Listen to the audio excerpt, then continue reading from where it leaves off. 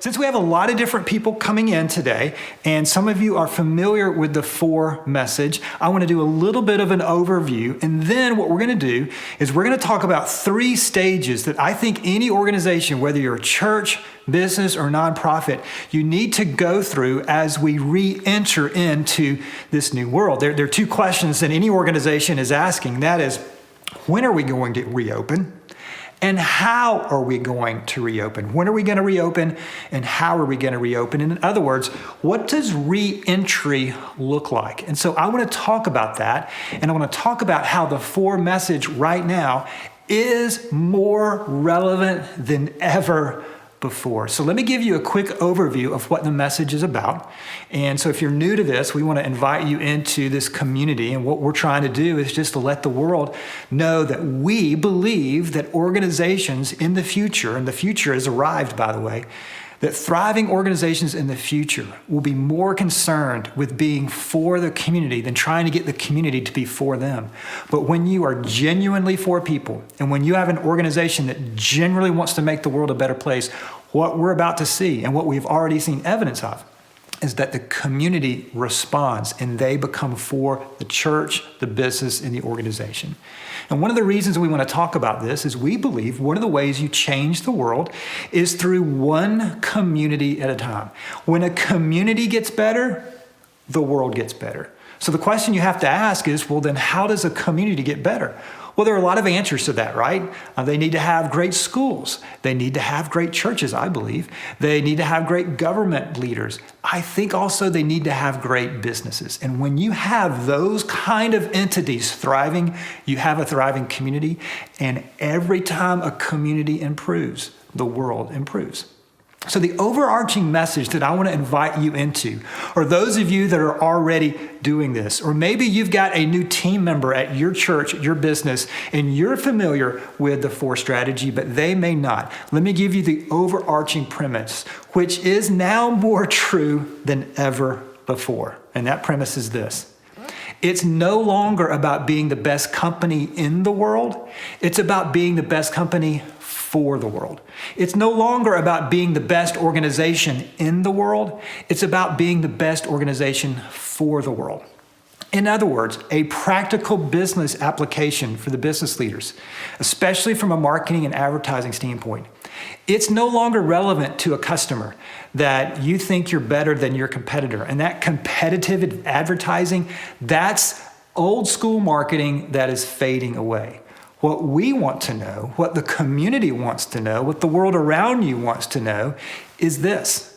What are you doing to make the world a better place? And I know that sounds like something a pastor would say, but I'm going to get into a little bit of research here, or I can point you to research that will show you that there is data that's coming out. And the younger you go in terms of asking this question, the higher the responses are saying, hey, we're not going to participate with an organization. We're not going to participate with a business unless we know what they're doing for the world. So this idea of being for your community is now more relevant than ever before. And ultimately what this is about is we want your organization to grow. We want your business to grow. We want your church to grow. We want your organization to grow, because nobody starts a business, nobody starts a church, nobody starts an organization and goes, you know what? Someday I hope we go out of business. Someday I hope we close down. That's never the goal. The goal is, hey, we want to start something. We want to build something. And hey, when you have a successful church or business or organization, it helps improve your community. So one of the goals for today is, in this season, how can you come through this season stronger as a church? How can you come through this season stronger as a business, stronger as an organization? And I know that seems impossible. But one of the questions, the first question I want to give you today, this is a friend of mine asked this question a few weeks ago in a conversation I had with him. He said, here's a question I'm asking my business. This is a fantastic question. What does this season make possible? What does this season make possible? Yeah, hey, I'm not making light of the challenging situations. Hey, I'm experiencing this. By the way, I'm filming this in my dining room at my home. So in terms of having our worlds turned upside down, totally understand all that. I'm in my dining room. I thought that this week I would be with you, many of you at Gwinnett Church, talking about how we can get better as churches. And that's one of the things we've lost, is we haven't had an opportunity to learn from you in this week. So that's why we're hoping that you'll be able to provide some ideas either on social media or on a chat stream somewhere to say, hey, here's an idea that we're doing in our community. All that said, this season does make some things possible. So to help you get there, I want to give you the 2-4 questions. These that may sound odd, 2-4 questions, but 2 questions that you can ask your organization, your team right now. And if you're already doing the 4 strategy, I would encourage you to ask these questions again. And here's why. And here's the mindset I think we have to take in terms of re-entering into this new world. The reality for you and me is we are all startups now. In many respects, we are all startups now. And remember the startup days? I mean, they were very challenging. They were very hard. But some of my fondest memories come from the startup days. And what I'm believing for you, what I'm believing for us, is as difficult as this season is, it's going to force us to rally together as organizations like never before. And I believe a year from now, we'll have some of our most favorite memories. I feel like this for my family. We just shot a welcome video we're showing this Sunday with my daughter and me.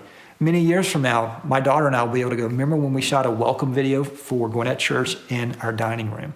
So I want to give you these 2 questions real quick. Then we're going to talk about the 3 strategies that I think you need to implement, that any organization needs to implement as we re-enter into this new world. So the first question any organization needs to ask if you want to grow as an organization is question number 1, what do you want to be known for? What does your organization want to be known for? And it can't be a 12-paragraph mission statement in a filing cabinet that nobody knows about, but that we made it on this retreat that we did 3 years ago. Nobody remembers that. What do you want to be known for? And this season is a prime time opportunity to revisit that question. What do you want to be known for? Now, I'm not going to dive into a lot of details on this because we've got the other content, but I do want to give you one example of this from the business world. One of the examples is Zappos. And I was able to visit Zappos a few years ago, an online shoe retailer. And you would think, what do they want to be known for? They want to be known for shoes. That's what they sell. That's what they sell. But their CEO, Tony Hsieh, he's been quoted as saying he doesn't even like shoes. So, which is kind of interesting comment. And so when he said that, they were asked, well, why are you in this business? And he goes, well, I'm here, and here's what he wanted to be known for. Here's what Zappos wants to be known for.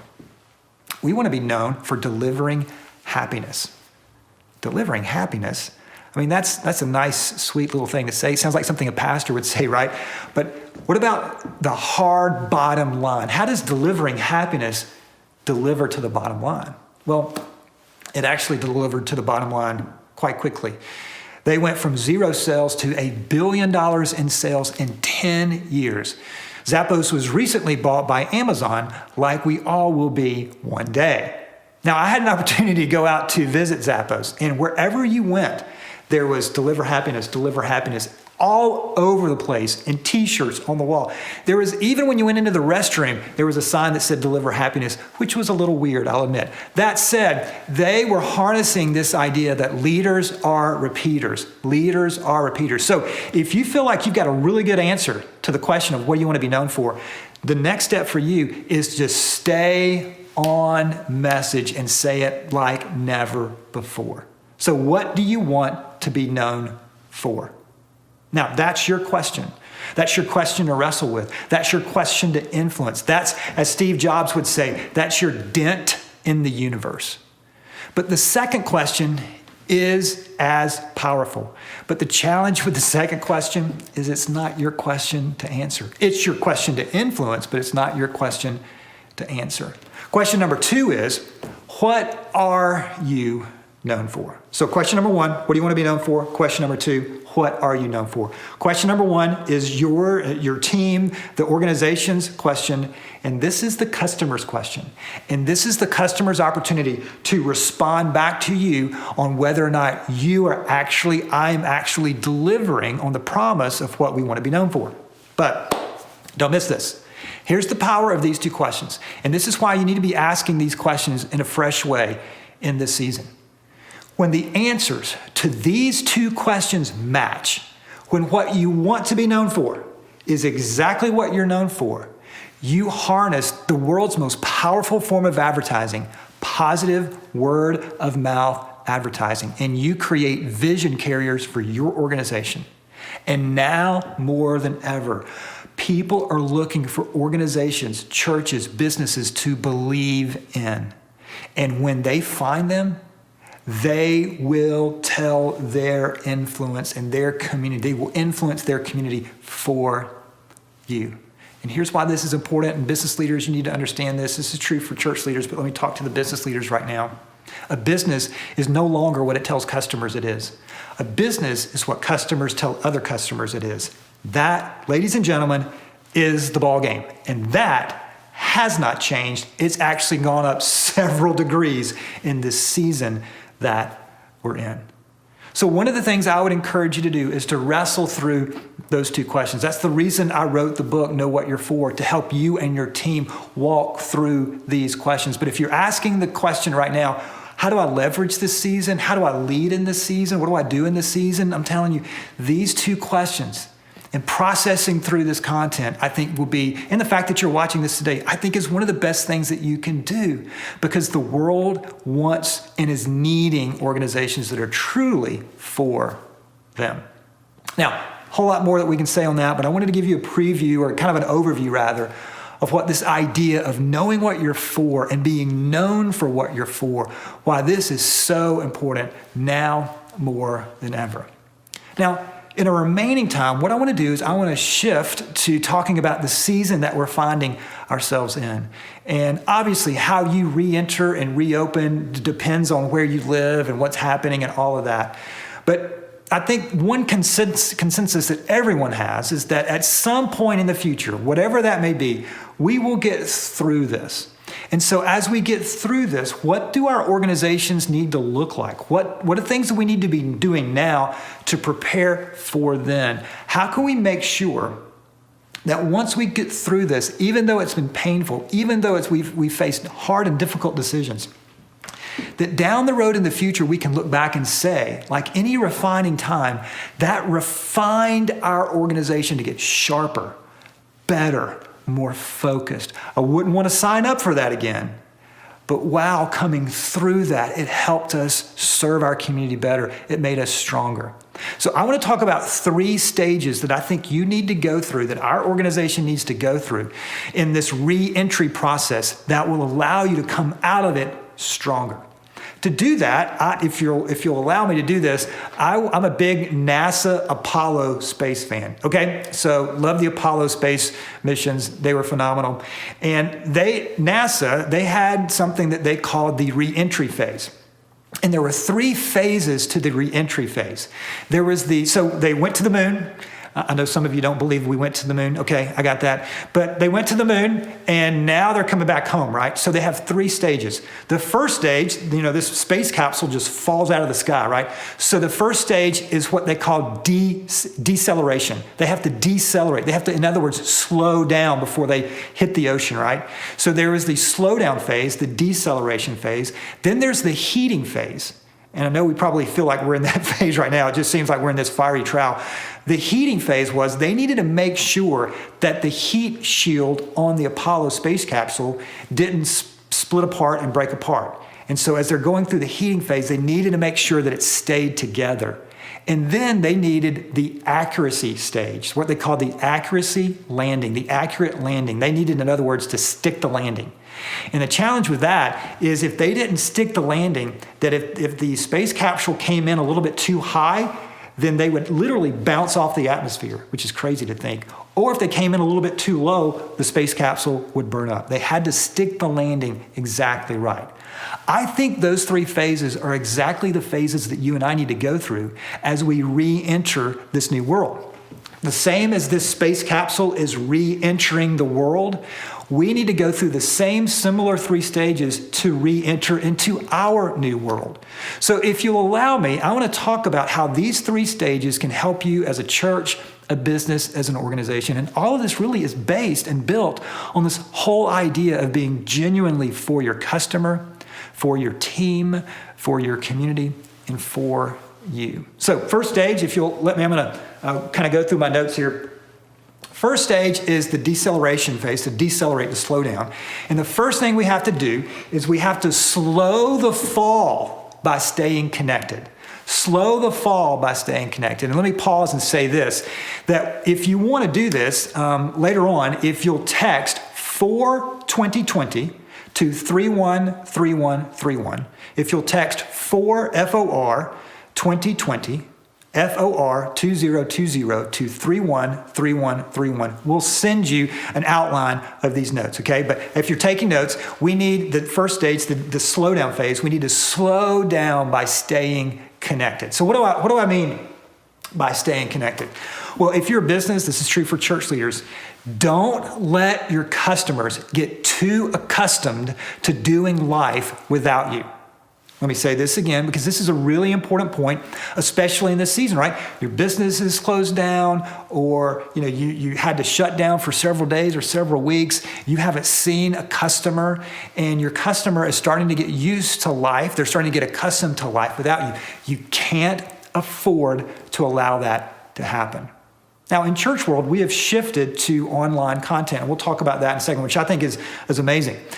But when I say, don't let your customers or your church attenders get too accustomed to doing life without you, there's something that we have to really understand on this idea of staying connected, all right? And maybe you've heard this. You've heard content is king. Content is king, and I understand that idea. But in this season, content isn't king. Connection is. Let me say that again. In this season, content is not king. Connection is. What is the difference between content and connection? Content is monologue. Content's what I'm doing right now. It's just a talking head talking to the camera. Is that important? Yeah. Do we need to get helpful content out there? Absolutely. But content can be on demand. People aren't missing content. They can actually get the content anytime they want it. What they are missing is community. What they are missing is connection. And so if you're a business right now and you're not staying connected to your customers, and I understand this because you're closed, I get it. But if you reopen and you've been disconnected from your customers, you now elongated the reopening process. Because if you do stay connected, then when you open up, I think you'll see your customers respond. So what do I mean by staying connected? What do I mean by content is monologue and connection is dialogue? Here's what I mean. Let me give you an example of this real quick and point you to this. One of my business heroes is Christina Tosi. And I just discovered Christina not too long ago. She is the founder of Milk Bar Store. Milk Bar is an incredible dessert company. She has some retail outlets in New York, and she has this really cool online business now because one day Anderson Cooper on CNN just happened to mention that he had a Milk Bar cookie. It was the most amazing cookie he had. And next thing you know, people were calling her saying, "Hey, I'm in Minnesota. Can I get a cookie?" She didn't have an online business, and then she created one. But like all of us, when the virus hit, she shut down. No more cookies. Now, she's selling cookies online. I would encourage you to buy some cookies from Christina. But what Christina did is so smart. She does this every day. I'm not sure if she does it on the weekends, but I know Monday through Friday, maybe on Saturday. She does a 2:00 live baking club from her kitchen at home. And I want to encourage you to go to Instagram.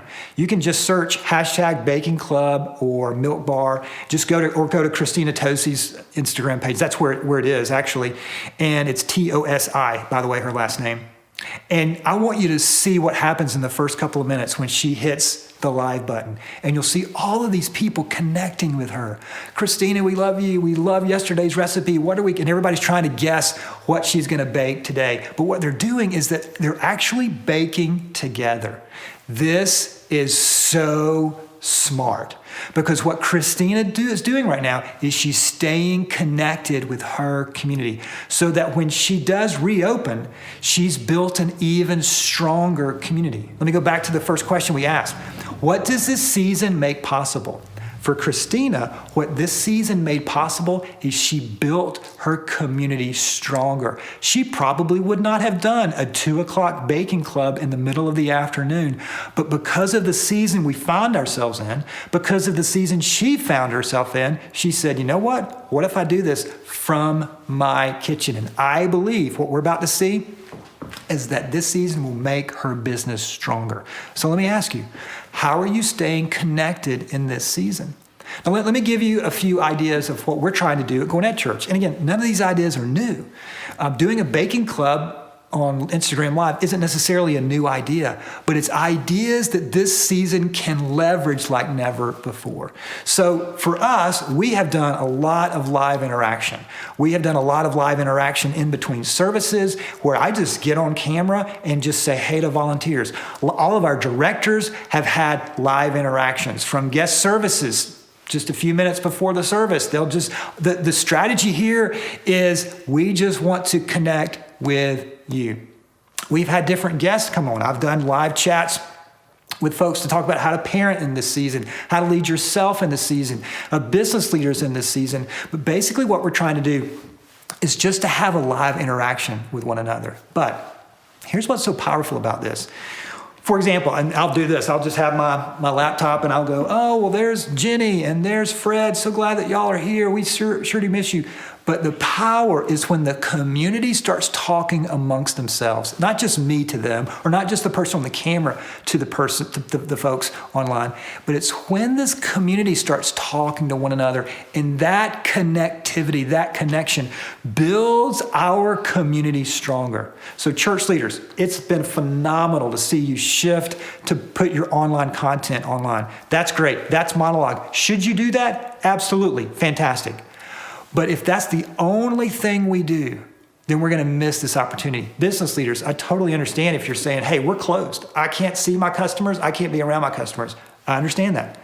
But how can you stay connected in this season? I'll give you another quick idea that we're doing at our church.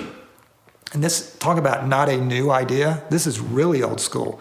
We're actually getting our phones out and calling people one-on-one and saying, hey, I just wanted to check in with you to see how are you doing today? That kind of personal, you would be amazed. I'll call people and say, hey, it's Jeff Henderson from Gwinnett Church. I'm so glad, you're part of Gwinnett. I just wanted to check and see how you're doing. And people will go, no, who is this? Really? Why are you doing this? And we're not asking them of anything. We're just saying, hey, how can we pray for you? The feedback we have gotten from those simple phone calls, and all of our staff is doing this. We've given our staff a list of phone numbers of people to call in our church. And the response out of that has been phenomenal. But the point is, all of us as organizations are bleeding, if you will. Numbers and revenue, totally understand that. But it's kind of like that space capsule, right? We're flying. We want to stop the bleeding. We want to slow down the loss, if you will. Well, one of the ways you slow down and you decelerate, as NASA would want to do, is you stay connected with your community. And I guarantee you this, for those of you that are staying connected to your community, the people that you serve, you are positioning yourself to come out of this thing stronger than ever before. Now, there's all sorts of social media strategies that are in the 4-book that I won't take your time to go through. You've got the 4-book, I hope. But those strategies are connected to this idea of staying connected. So slow the fall, decelerate the pain by staying connected to your community. I will say this. Let me mention, for those of you that have the book, Page 177 in the 4 book, it talks about the pathway to brand loyalty, the pathway to creating community that's loyal to you. And there's 4 steps on page 177. I'm not going to go through these, but I want to just mention them. The pathway to brand loyalty is belonging leads to buying. So in other words, what Christina Tosi is doing right now is she's creating an opportunity for people to say, hey, you belong to the Milk Bar community. And that will create a greater sense of buying. Because, I put in my notes, creating a sense of belonging is greater than getting someone to buy something. Do we need to get someone to buy something? Absolutely. But creating a sense of belonging is greater than just trying to convince someone to buy something. So belonging leads to buying. There's purpose in the purchase. The more purpose in each purchase, the more purchase you have in the purpose. What I mean by that is every purchase that you have, you're selling purpose, which is fantastic. And there's influence beyond the business and impact from the business. So this idea of creating a pathway to brand loyalty is connected to this idea of staying connected. Because if you stay in this season, don't miss this, and we're moving on to the second point. If you'll stay connected to your community will stay connected to you. In this season, business owners, churches, nonprofits, if you'll stay connected to your customer, however you define your customer, if you stay connected to your customer will stay connected to you. So stay connected and slow the pain of this season, because once this season is over, and it will be over, I believe because you stay connected to your community and your customers, you'll be stronger and you'll begin this season in a much stronger position than if you stayed disconnected. Just because we were isolated doesn't mean you can't stay connected. Okay, so that's the deceleration phase, which is slow the fall by staying connected. The second phase, the heating phase, if you will, the heating phase with NASA is to stay together. We got to keep that heat shield together. And stay together, you stay together by rethinking the problem that your organization was designed to solve. So in other words, if you've got a compelling problem that you are solving, that was the idea behind your organization's launch, that's why you started this organization. If that idea is compelling enough, then make sure that you continue to recast that vision. Hey, just because the world has changed, our problem still exists, the problem that we are trying to solve. So stay together in this fiery trial by either rethinking the problem you're trying to solve or continuing to cast the vision of now more than ever, this is the problem we've gathered together to solve. Let me give you a quick example of that from our world at Gwinnett Church. We did what we're asking you to do, is to ask these 2 questions at the very beginning. What do we want to be known for? And we weren't known for anything in the early days because we weren't even started. We hadn't even started yet, right? So we said, what is the church known for? And we thought, generally speaking, many people are more familiar with what the church is against rather than what the church is for. We should be known for who and what we're for. The problem is that there are people in our community who drive by our churches and they think those people or that organization, I don't belong because they're against me. And the Church of Jesus Christ has been, for many people, known more for what it's against rather than what it's for. That drives me crazy. And that problem still exists today, pre-virus and post-virus. But are there ways that we can approach that problem in new ways to solve it as a community? So let me give you a few questions. This is more of questions for you to jot down in this moment than for me to give you answers. You don't need me to give you answers. You guys and you gals are incredibly smart. But let me give you a few questions to maybe jot down so that you can begin to process these as a team. So before the virus, what problem was our organization trying to solve, right? What problem was our organization trying to solve? What were we trying to do? What were we trying to bring to the world? Okay, so make sure you have that. Don't assume that. If you assume that, that can be a dangerous assumption. The second question is, does that problem still exist in this new world? Does that problem that we're trying to solve still exist? If so, what are new ways, or are there new ways to solve this problem? What are new ways to approach this problem now that the problem still exists, but what can we do differently in this world? And what, I mentioned this earlier, what does this season now make possible to be able to solve this problem? So again, these are questions I think you need to wrestle with. And here's the great thing about this. Once you identify the problem that your organization is trying to solve, when you clarify the problem, when you define the problem, you clarify your purpose. So let me say that again. When you define the problem, you clarify your purpose. By the way, a little side note, another sermon for another day. That's not just true for organizations. It's true for you and me. Once you and I define the problem that we want to give our lives to, we clarify the purpose we want to give our lives to. So this is a really important point, I think. So the world has changed. Has your purpose? And then one of the ways you get to purpose is these two questions. What do you want to be known for? And what are you known for? So let me give you a quick recap. The NASA phases of reentry: decelerate, slow down. Then the heat shield, we got to stay together. And so the way that we, in terms of the first one, the way we slow down the fall is to stay connected. The way we stay together and not break apart is to make sure that we've clarified the purpose of why we got into this in the first place. And then the third phase is the accurate landing, okay? And so here's two things that, in terms of stick the landing, right? Remember I said earlier that if this space capsule is coming to Earth, if it's too high, it bounces off the atmosphere. If it's too low, it burns up. It's got to stick the landing. There are two strategies that I think will help us stick the landing. And it's stick the landing with flexibility and viability.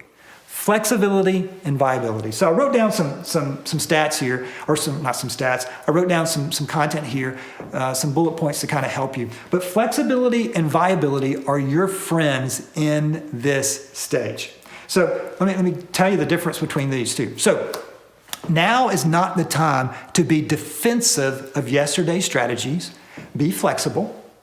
But now is not the time to try every new idea. Think viable. Okay, so you have to think really smart. Your budgets, your income, like all of ours, has been constrained. And by the way, another side note, when it comes to constraints lead to creativity. As hard as this season is, this might be the greatest season of creativity that your team has ever seen, because constraints now force us to think differently, okay? So you're coming into a new season. Don't be defensive of yesterday's strategies. I'm not saying that you can't pull yesterday's strategies into today and tomorrow. We should. There are some great things. But if you find yourself getting defensive, ask yourself, why am I trying to be defensive? Why am I getting defensive? Am I defensive because I came up with that idea? Am I defensive because I was right in the previous world? Be flexible. Be flexible. At the same time, on the other hand, you can't do everything. So flexibility and viability. How can you be flexible and how can you be viable so that you can stick the landing and come through this stage as strong as you possibly can be? So one of the ways to think about this is, I read this book years ago called Building the Bridge as You Walk on It. Building the Bridge as You Walk on It. Ladies and gentlemen, gang, this is exactly what you and I are doing. We are building this bridge as we walk on it. By the way, can I tell you just from, friendly perspective, please give yourself some grace. If you're beating yourself up because you're like, I don't know if I'm doing the right thing and I don't know if I'm making the right decisions, you do know that you're a rookie at being in a global pandemic, okay? So please give yourself some grace. Maybe the reason the Lord wanted you to watch this today is to kind of take the pressure that you're putting on yourself. And I know there's pressure. I understand that. I'm not saying we shouldn't deal with pressure, but there's some pressure that you're carrying right now that you don't need to carry, all right? So in that season right now, as we find ourselves, here's what I want you to do. You're building the bridge as you walk on it. So in terms of flexibility and viability, there's two strategies I want to give you. The first one is a 90-day strategy. What do you need to do between now and the next 90 days when your business, when your church officially reopens, however that looks for you? What do you need to do? And develop some specific milestones. It doesn't have to be a lot. Actually, the fewer the better. But what are some wins? What are some milestones that you can get back into? And part of it may be Financial viability, right? I mean, there's some really pressing financial issues on all of our organizations, but what are some financial viability issues that we can move into over the next 90 days? I don't know how that looks for your organization, but if you'll develop some 90-day milestones, it'll allow you to be flexible, but it'll also put some constraints on some viability issues because you can't do everything in 90 days. There's only so much that you can do in 90 days, but you can be flexible and you can be viable. That's the first strategy. The second strategy is to go beyond the next 90 days and to go to the end of the year. What can you do? I mean, none of us in 2020, coming into 2020, saw this coming, right? Or at least I didn't. Maybe you didn't either. But here we are. But what can we do between now and the end of the year to have weathered this storm financially, culturally as a team, collectively as an organization, and missionally? What do we need to do? And so thinking of it in terms of a 90-day milestone and a six-month milestone helps me as a leader, and here's why. I can get overwhelmed thinking the world has changed, which it has. What am I supposed to do? Things will never be the same. I don't know how to lead in that, but I can figure out how to lead in the next 90 days and the next 6 months. That's two of the things your team needs to talk about. How would we define what the next 90 days look like to be a success? What would the next 6 months or between now and the end of the year look like? And how would we define that as a success? Once you have some milestones and some success things to point toward, that allows you to get up and to actually have some action items to work on versus worrying. You don't need to worry. You need to get to action. So what would that look like in these two milestones? So a couple questions.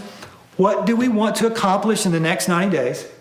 And what do we want our organization to look like at the end of the year? So to help you process that, 4 more questions, and then I'm going to dive into one final thing that's more for you personally. Here are 4 questions that I'm wrestling with as we talk about the re-entry stage. You got these 3 entry stages, right?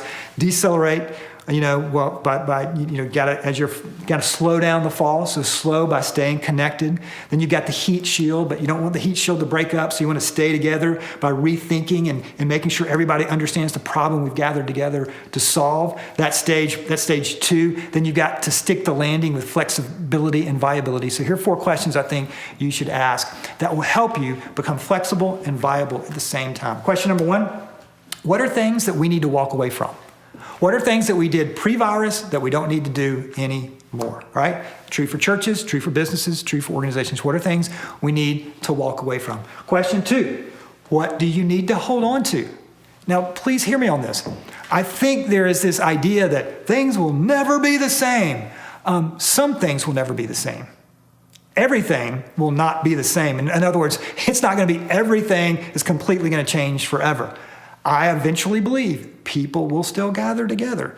I eventually believe what was pre-virus will eventually come back. Will it look a little bit different? Will things be different? Absolutely. But there are some things that you need to hold on to. Don't throw it all out just for the sake of, well, everything has changed. But you got to process and ask the question. And again, as you go through 90 days and as you go through 6 months, these answers to these questions will become more readily and easier to see. But it's still helpful to ask. So question number 1, what are things we need to walk away from? Question number 2, what do you need to hold on to? Question number 3, where do you need to take new ground? Where do you need to take new ground? Let me go back to the live interaction thing.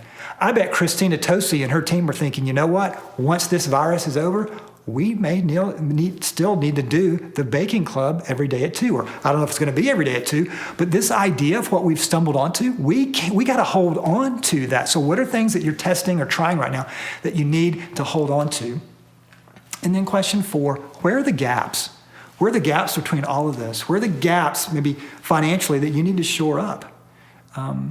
Maybe right now, if you're a nonprofit, maybe the gap is that, and I understand this, you haven't contacted your donors for anything other than here's how you give to our organization. Maybe that's a gap. There's a friend of mine who's a season ticket holder for the Atlanta United soccer team here in Atlanta. They won the championship 2 years ago. We never win championships here in Atlanta. and he got a call. He's a season ticket holder. They called him, all right? And the season's been on hold, and they could have called to say, hey, don't walk away from season tickets. We're going to be back. They didn't do that. They called him and said, hey, Land United here, we're calling to ask how you're doing. That's all. That's phenomenal. That's one of the reasons the Atlanta United soccer team has such a massive following, because they are genuinely for their community. So it's a nonprofit. Where are gaps? It's a business. Where are gaps? So let me repeat these 4 questions. Number 1, what are things you need to walk away from? Question number 2, what do you need to hold on to? Question number 3, where do you need to take ground? And question number 4, where are the gaps?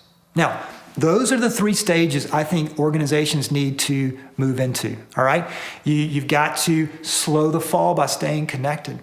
You got to stay together, keep the organizations together by rethinking this problem, or reimagining or vision casting this problem that is now more true than ever before, whatever that problem your organization is trying to solve. And you got to stick the landing by being flexible and viable over the next quarter, over the next 6 months, and beyond. And when you do this, here's what I want to encourage you to do. Think more about the customer than about your business. Think more about the attender than you do about staying afloat as a church. Because the organizations that think more about their customer will think more about them. So what are you doing for your community right now? The 2 questions again. I've got one final thing for you, but 2 questions. Let me just give you a quick review. What do you want to be known for? The overarching 4 strategy. And what are you known for? Now again, I know I'm a pastor, and you may go, Jeff, what do you know about the rough and tumble business world? But I'm telling you, these 2 questions are powerful for businesses. They're powerful for churches. They're powerful for nonprofits. But I got a glimpse of this just a few months ago. David Butler is the Global Chief Marketing Officer for Kids 2. Kids 2 is a phenomenal organization that delivers products for kids. Baby Einstein might be their most famous one. And David showed me some statistics of Gen Z parents. This is the future. And these are young parents, right? Really young parents. And he showed me these statistics and this data. And he said, Jeff, this idea of being for the world and for the community, let me show you where it's going. And this data from Kids 2, the Gen Z parents were in essence saying, we want to know what you're doing for the world. And if you're not doing something for the world, we're not doing business with you. Gang, this season is a refining time for our organizations. I'm not saying it's easy. I'm not trying to downplay it. I'm not trying to do any of that. I'm saying if you'll look close enough, you'll see possibility. There's possibility in any season. And here's why I say that. And this is my final point.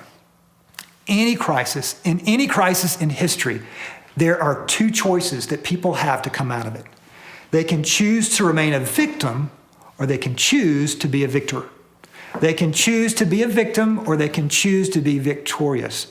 And you know what? I'm going to allow this to make me stronger. So your question is victim or victor? Are you going to be victorious, or are you going to choose to remain a victim? So I want to close by talking to you personally today. All right? So this will be real brief. Nobody's going to have to be uncomfortable. I'm not taking up an offering today. So there you go, all right? Pretty rare for a preacher to have a microphone, not take up an offering, all right? So think about it this way, and I learned this from Donald Miller and the great team at StoryBrain. Every great movie, every great story has 4 characters. There's a victim, there's a villain, there's a hero, and there's a guide. Victim, villain, hero, guide. Let's take Batman, right? The victim, the citizens of Gotham City. The villain, the Joker. The hero, Batman. The guide is Alfred the butler. So think of it this way. Here's why I say this. And you may go, this is so silly, Jeff. It's not really silly, all right? So hang with me. What if your life right now was a movie script and you could write the rest of the story? You could write, here's how I came out of COVID-19. Here's how I served my community. Here's how I served my church, my business, my organization. And you wrote that story. Here's the question I have for you. if they were filming a movie about this, here's the question I want you to think through. What would a hero do in your situation? What would a hero do in this moment? No matter what your role is in the organization, don't give me this, well, I'm not the leader, don't give me that. No, I'm not gonna let you push back on me on that. I care for leaders too much. All of us are leaders. What would a hero do in your story? Figure that out and write that story. That's why this opportunity, as hard as it can be, is an opportunity still to write a great story. So if your life was a movie script, what would a hero do? I love this quote from Winston Churchill. It's not the most sensitive quote in the world, so I get that. So if you want to send an email, it's winston.churchill@churchill.org. He's not going to get it. But here is his quote about any crisis. This is what he said. Never let a good crisis go to waste. Never let a good crisis go to waste. That's a little harsh, isn't it? Totally understand that. But I think what Winston Churchill is saying is, hey, victim or victor? What's your choice going to be?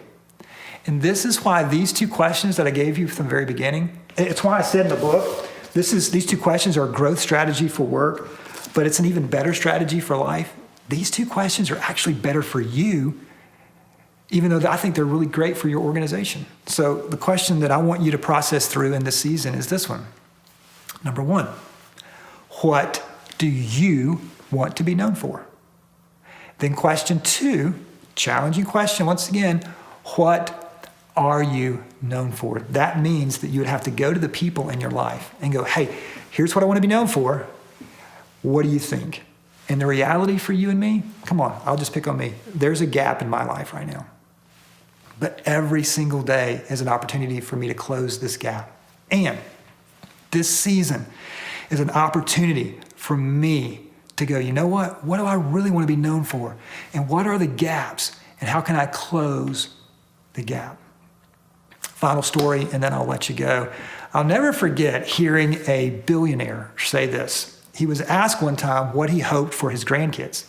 And his answer took me by surprise. This was a business leader that grew up in the Depression, the Great Depression in the 20s.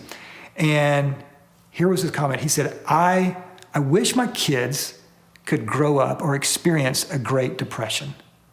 And that was alarming. Like, why would you want anyone to go through a Great Depression? And here's what he said.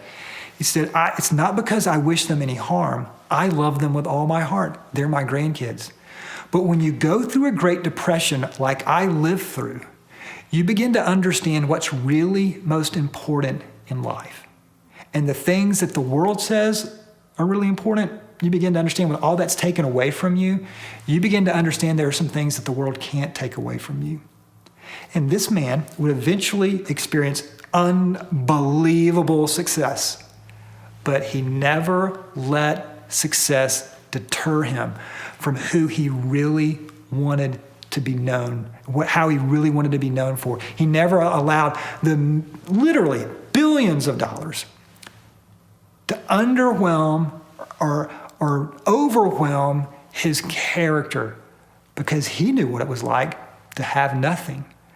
But he also knew this powerful thing that when you have nothing, you can actually have everything, because there are some things that an economy, a downturn, a virus, difficult things can't take away. And that's your character and that's your name.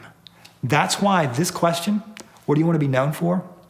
That's why the second question, what are you known for? I'm telling you, let's lean into these questions, not only for our churches, not only for our businesses, not only for our organizations, but for you and me as well. And I believe once we do, we'll move through this refined, stronger, greater, better. And as a result, we'll help make the world a better place. Now more than ever, businesses, churches, and organizations must have a compelling answer to the question of what do we want to be known for? See, for business leaders, it's no longer about being the best company in the world. It's about being the best company for the world. Church leaders, for far too long, many people are more familiar with what the church is against rather than who and what we're for. Now is a new world, and now is the time to let people genuinely and authentically know who and what our organizations are for. Now, that's the reason we've launched the 4 Starter Kit. The 4 Starter Kit is an opportunity for you to practically begin in this new season, in this new world, to let your customers, your team, and your community know that you are genuinely for them. Now, let me tell you what's in the 4 Starter Kit. First, there are 5 instructional videos. These instructional videos take you step by step about how you can take your organization to create a 4 ethos, a 4 culture among your team, your board, and your organization. Then, if you're a church leader, we have 4 sermons ready for you to go with graphics, notes, title packages, all ready to go. It's yours to communicate. We have small group content that allows the folks in your organization to be able to take your talks and your messages and can begin to dialogue about them. Then we have graphics, social media graphics, all of that. We have a social media guide and planning strategy. So we not only have social media graphics for you, we have a planning guide and a strategy for you as well. So if you were to say, Jeff, I don't even know where to begin with social media, we have that in the 4 Starter Kit. Then we have ideas that you can leverage that have been proven to work with other communities around the world. And then there's coaching for your church leadership if you're a church leader. And this is helpful content for you as a business leader as well. So this is over $2,000 worth of resources, but we're pricing this at $179 for this webinar. Typically, we price it at $250. But if you're looking for an investment into the next several months, if you're going to try to finish this year strong, we really do believe that the 4 Starter Kit is an opportunity for you to rally your organization around who and what you want to be known for. Because it really comes down to these 2 questions. What do you want to be known for? And what are you known for? And the reality for you and for me and our organization, there's a little bit of a gap, isn't there? And the reality is there's a gap because none of us lead perfect organizations. But the goal is to shrink the gap. And that's what the 4 Starter Kit will allow your organization, your team, your business, your church to do, is to understand the power of those 2 questions and to shrink the gap. So let's get the 4 Starter Kit and let's let the world know who and what we're for.